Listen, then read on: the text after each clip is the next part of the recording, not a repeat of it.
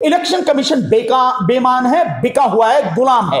हम जनता को मुक्ति दिलाएंगे इस ईवीएम से, हम जनता को मुक्ति दिलाएंगे भारतीय जनता पार्टी से, हम जनता को मुक्ति दिलाएंगे देश में जितनी भी गंदगी फैली है, जितनी बर्बादी है, इस बर्बादी और गंदगी से। ये बेईमानी का इलेक्शन है और भारतीय जनता पार्टी और जेडीयू की सरकार जो बनने अब जा रही है, या उन्हें जो ये सीटें मिली हैं, ये सरासर बेईमानी से मिली हुई सीटें हैं और ये ईवीएम में धांधली कर कर जीती गई सीटें हैं। बिना इसके वहां जीत नहीं सकती थी।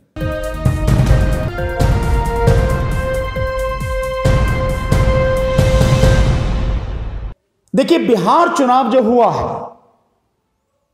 चुनाव में जो मुद्दे थे और चुनाव में जिस तरह से विशेषकर आरजेडी के साथ, तेजस्वी यादव के साथ जन सैलाब था, मैं उसे जन समूह नहीं कहूंगा, वो जन सैलाब था। और सैलाब भर के लाया नहीं जाता, सैलाब अपने आप आता है। तो जनता की इतनी भारी उपस्थिति जो थी, आपने देखा होगा, जो ग्राउंड से उनके आसपास जो बिल्डिंगें थी उन पर भी लोग जबरदस्त तरीके से खड़े हुए थे। इतनी भारी भीड़ थी और वो लाई नहीं गई थी खरीद कर, किराए पर नहीं लाई गई थी, ढोई नहीं थी, वो लोग अपने आप आए थे क्योंकि वो बिहार में बदलाव चाहते हैं और बिहार में वो बदलाव के लिए तेजस्वी यादव को, आरजेडी को, या यूं कहें कि महागठबंधन की सरकार देखना चाहते थे। और किसी भी हालत में बीजेपी और जेडीयू की सरकार उन्हें बर्दाश्त नहीं थी, जिसने पिछले 5 साल में बिहार की स्थिति को बद से बदतर कर दिया था। लेकिन उस सबके बाद जो रिजल्ट आया है, वो रिजल्ट मेरी ही नहीं, सभी लोगों की आशा के विपरीत है। यानी जो जमीन पर दिख रहा था, जो जनसैलाब, जो जनसमूहता, वो जनमत जो था, जो बदलाव की एक लहर थी, उसका पता ही नहीं लगा कहां गई। क्या ये अपने आप हो गया है? क्या वाकई में कोई साइलेंट अंडर करंट चल रहा था? नहीं, किसी कीमत पर नहीं, ऐसा बिल्कुल नहीं था। कोई अंडर करंट बीजेपी के या जेडीयू के पक्ष में नहीं था, नीतीश कुमार के पक्ष में नहीं था। बिल्कुल साफ था, शीशे की तरह साफ था कि बीजेपी और जेडीयू की जो सरकार है, इनका जो गठबंधन है एनडीए, उसको पूरी तरह से सत्ता से बाहर करने के लिए जो बिहार की जनता है उसने मन बना लिया था। क्या वो मुद्दे जो बिहार की जनता के सामने इस चुनाव में थे खत्म हो गए? नहीं, कभी खत्म नहीं हुए। और उन मुद्दों का उतना ही महत्व था, उतना ही महत्व आज है, और जब तक वो मुद्दे खत्म नहीं होंगे उतना ही महत्व रहेगा। चाहे वो शिक्षा का मुद्दा रहा हो, और इन सबसे बढ़ के जो बेरोजगारी का मुद्दा है, वो जबरदस्त मुद्दा था। और इसी पर जाति, धर्म, संप्रदाय की सारी बातों को दरकिनार करके बिहार की जनता ने तेजस्वी यादव को जबरदस्त तरीके से अपनी सपोर्ट दी। लेकिन परिणाम बिल्कुल उसके उलट है। और परिणाम आप देखेंगे, कैलकुलेट भी करेंगे तो वो भी एक बड़ा अजीब सा चमत्कार है। आरजेडी को 5% ज्यादा वोट मिला, 5% ज्यादा वोट मिला, उसकी सीटें 5 कम हो गई। सीटें कम हो गई आरजेडी की, 75 हो गई, पहले 80 थी। जो कांग्रेस है, कांग्रेस को ज्यादा परसेंटेज वोट मिला है, 4-5% उसका वोट बढ़ा है, उसकी सीटें कम हो गई, उसकी सीटें पहले से 8 सीटें कम हो गई। और दूसरी तरफ अगर आप देखें, बीजेपी को 5% वोट कम मिला है, लेकिन उसकी सीटें बढ़ गई, करीब 20 सीटें उसकी बढ़ गई। बहुत अजीब सा एक तमाशा है, इस आपकी वोटिंग परसेंटेज कम जा रही है, सीटें आपकी बढ़ गई। ठीक इसी तरह से नीतीश कुमार की 1% वोट कम हुई, लेकिन उसकी सीटें कम हो गई, करीब 20 के आसपास, 30 के आसपास उसकी सीटें कम हो गई। बड़ा अजीब सा समीकरण है। तो ये जो घालमेल हुआ है, ये निश्चित रूप से free, fair and transparent election नहीं है। निष्पक्ष, पारदर्शी और स्वच्छ इलेक्शन ये नहीं है, ये बेईमानी का इलेक्शन है। और भारतीय जनता पार्टी और जेडीयू की सरकार जो बनने अब जा रही है, या उन्हें जो ये सीटें मिली हैं, ये सरासर बेईमानी से मिली हुई सीटें हैं और ये ईवीएम में धांधली कर कर जीती गई सीटें हैं। बिना इसके वहां जीत नहीं सकती थी। वो लोग केवल मुंह दिखाने के लिए नहीं आए थे, वो मुद्दे जो थे बिहार के, जैसे मैंने बताया, शिक्षा का मुद्दा था, जो सुरक्षा का मुद्दा था, बेरोजगारी का मुद्दा था, स्वास्थ्य का मुद्दा था, वहां की जो सड़क व्यवस्था अंदर की है उसका मुद्दा था, जो वहां पर शासन प्रशासन में करप्शन था उसका जो मुद्दा था, सारे मुद्दे थे, सारे मुद्दे हैं। लोग उनसे वाकई में इत्तेफाक रखते थे और उनके उन मुद्दों के साथ होके बीजेपी और जेडीयू के विरोध में थे और आरजेडी महागठबंधन जो था उसके पक्ष में थे। लेकिन नतीजों ने सब कुछ खत्म कर दिया। इसलिए ये जो चुनाव जीता गया है केवल और केवल ईवीएम में बेईमानी करके, ईवीएम में धांधली करके जीता गया। और ये बात मैंने अब नहीं, हम लोगों ने बहुत पहले ये बात कही, लगातार हम ये बात कहते रहे हैं कि ईवीएम जब तक है बीजेपी को आप नहीं हरा सकते, और जिस दिन ईवीएम हट जाएगी उस दिन बीजेपी किसी भी कीमत पर जीत नहीं सकती, औंधे मुंह गिरेगी और बीजेपी का पूरी तरह से देश में सफाया हो जाएगा। न केवल राज्यों में बल्कि केंद्र में भी बीजेपी और उसका गठबंधन 100 सीटें हासिल नहीं कर सकते। मुझे आप बताएं, खुद प्रधानमंत्री जी की जो मीटिंग हुई है बिहार में, पटना में हो या कहीं भी हो, उनकी मीटिंग में सारी कुर्सियां खाली पड़ी। पीछे आपने देखा लगातार पूरी कुर्सियां खाली पड़ी। यहां से कई साथी जो हैं उन्होंने बिहार चुनाव को कवर किया, और भी आप देखेंगे प्रधानमंत्री की मीटिंग में अगर कुर्सियां खाली पड़ी हैं तो लोग कहां से गए, वोट कहां से आ गए। और एक तरफ आपने तेजस्वी यादव की जो मीटिंग से उसमें आपने जन सैलाब देखा है, युवाओं का जबरदस्त उत्साह, केवल एमवाई समीकरण नहीं, जाति धर्म संप्रदाय को बिल्कुल उनके सारे बंदरों को तोड़कर जो वहां का युवा था, हर जाति हर धर्म का, उसने तेजस्वी यादव के साथ खड़े होकर महागठबंधन को सपोर्ट किया, उसको वोट दिया। तो फिर ऐसे कैसे हुआ? इसलिए जो मैं आपको बता रहा हूं ये सारी कुछ ईवीएम की गड़बड़ी है। ईवीएम अगर सही होती तो निश्चित रूप से ये चुनाव बीजेपी किसी कीमत पर जीत नहीं सकती थी। इसलिए हम बार बार विरोध कर रहे हैं कि ईवीएम को खत्म किया जाए, इस देश में चुनाव बैलेट पेपर से कराया जाए। पीपल्स रिप्रेजेंटेशन एक्ट 1961 में संशोधन करके, जन प्रतिनिधित्व कानून 1961 में संशोधन करके ईवीएम को हटाया जाए और बैलेट पेपर को उसमें इंक्लूड करके बैलेट पेपर से चुनाव कराया जाए। देखिए, जो बंगाल में चुनाव आने वाला है अगले साल 2021 में, बंगाल और असम में, अगर यहां की जनता और पूरे देश की जनता खड़ी नहीं होती है तो जो परिणाम आपने आज बिहार में देखे हैं, यही परिणाम आने वाले समय में बंगाल में और असम में भी आपको दिखाई देंगे।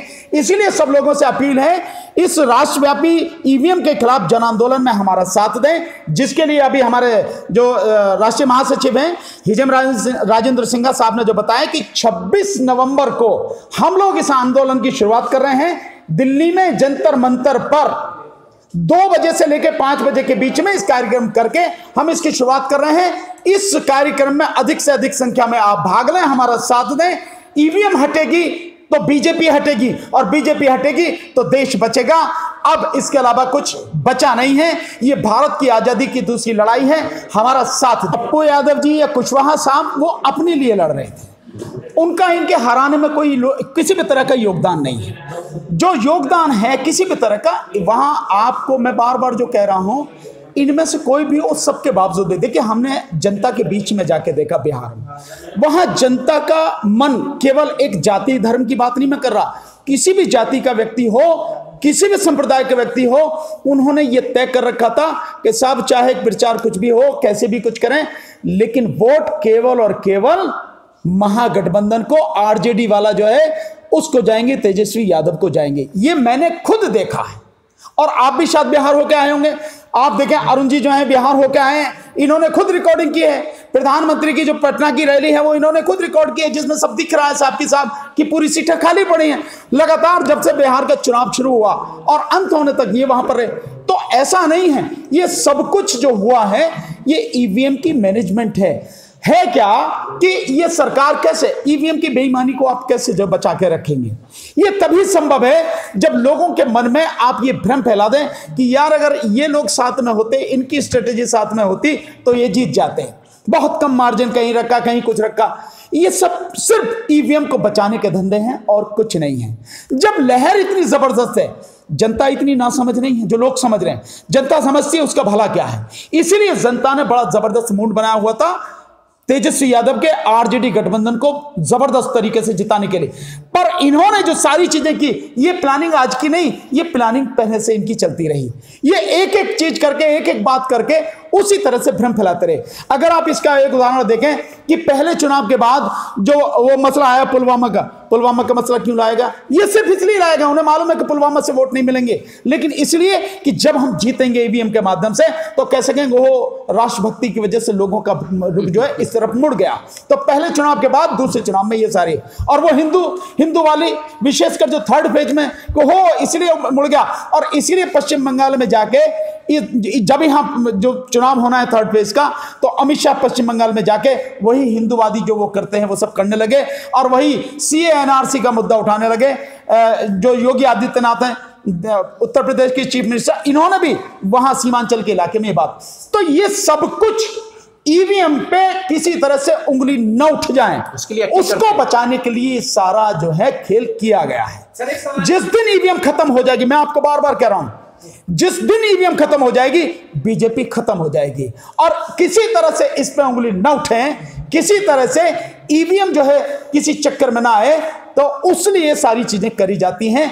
बीजेपी का जो थिंक टैंक है, मैं निश्चित रूप से उसकी दाद देना चाहूंगा। जिस रणनीति के साथ वो चलते हैं और जितनी अपनी बेईमानी को बचाने के लिए वो पूरी योजना बनाते हैं, वो वाकई जबरदस्त है, हमें उसको समझना पड़ेगा। सर एक सवाल ये है, जिस तरह से देखा गया कल 119 सीटों पर महागठबंधन को विजय दिखाया गया था, जो इलेक्शन कमीशन की जो वेबसाइट है उसको लेकर जो आरजेडी ने आरोप लगा, आरजेडी ने आरोप इलेक्शन कमीशन पर लगा, ना कि ईवीएम पर। तो सवाल यह है, जब दोबारा काउंटिंग की गई तो कुछ सीटों पर जो है बीजेपी जीत गई, अगर ईवीएम में दोबारा काउंटिंग से कैसे जीत सकता है? अगर बैलेट पेपर का मामला है तो उसमें माना जा सकता है भाई कुछ वोटें खराब हो सकती है। एग्जैक्टली।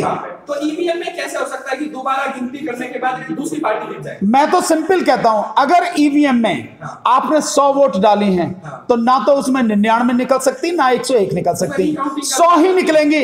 रिकाउंटिंग एक बार नहीं, आप 100 बार करा लीजिए, वो ही निकलेंगे। और अगर ये सब गड़बड़ी हो रही है तो साफ जाहिर है कि ईवीएम में गड़बड़ी है। तो मैं इसको क्यों मना कर रहा हूं? नहीं है इससे बड़ी और क्या होगी कि एक बार आप 119 में दिखा रहे हो आप, और उसके बाद दोबारा हुई तो दूसरी पार्टी जीत गया, और दूसरी पार्टी कौन सी है? बीजेपी है, और तो कोई है नहीं। और आपने एक चीज देखी होगी कि ईवीएम मशीन का जब भी बटन दबाया जाता, आपने कहीं सुना है कि ईवीएम मशीन में बटन दबाया तो वोट कांग्रेस को चली गई, आरजेडी को चली गई? जब भी बटन दबाएंगे बीजेपी को जाने की बात क्यों होती है कि एक बटन दबा रहे हैं तो 5 वोट बीजेपी को जा रही हैं? ये सारे वीडियो हुए ना, चले ना, सारा सब कुछ लोगों ने पूरी एविडेंस देखी ना। सर जो 5 वोटों वाला जो मामला है उसको लेकर बड़ा कंफ्यूजन है। अगर एक वोट डालेंगे 5 बीजेपी को जाएगी तो टोटल नंबर ऑफ वोट्स बढ़ जाएगी, तो वो पॉसिबल नहीं है। नहीं, मैं तो इस बात को नहीं जानता कि पॉसिबल है नहीं है, मैं सिर्फ इस बात को कह रहा हूं कि जब भी जिस दिन से ये ईवीएम है और बीजेपी इस सब का खेल कर रही है, आपने कभी देखा है कि बीजेपी जो ईवीएम मशीन का बटन दबाया जाए और बटन दबने के बाद में वोट बीजेपी के अलावा किसी को चली जाए? कहीं नहीं जाती ना। वोट जब भी बटन दबाओगे तो बीजेपी को ही जाती है। ये क्यों है? इसका मतलब साफ है कि कहीं ना कहीं ये गड़बड़ी है, और ये गड़बड़ी निश्चित रूप से है, ईवीएम में गड़बड़ी है। और इसको समझना चाहिए कि जिस देश की आधी से अधिक आबादी अनपढ़ है और पढ़े लिखे लोग भी ईवीएम को नहीं समझते कि वो कैसे वर्क करती है, उसका सिस्टम नहीं जानते, और सुप्रीम कोर्ट ने भी इस बात का एक्सेप्ट किया कि ईवीएम में ये गड़बड़ी है। बटन दबाने का मतलब ये नहीं है कि आपने जिसको कैंडिडेट को या पार्टी को वोट देना चाहिए आपकी वोट उसी को गई, ऐसा कहीं भी नहीं है। तो फिर इसको खत्म क्यों नहीं किया जाता? अफसोस ये है कि उसके साथ में वीवीपैट जोड़ दी गई। वीवीपैट में भी बेईमानी होती है कि दिखता कुछ है और निकलता कुछ है। और हमने कई बार जंतर मंतर पर हमने कई बार अलग अलग साथियों के माध्यम से ये डेमोन्स्ट्रेशन करके दिखाया है।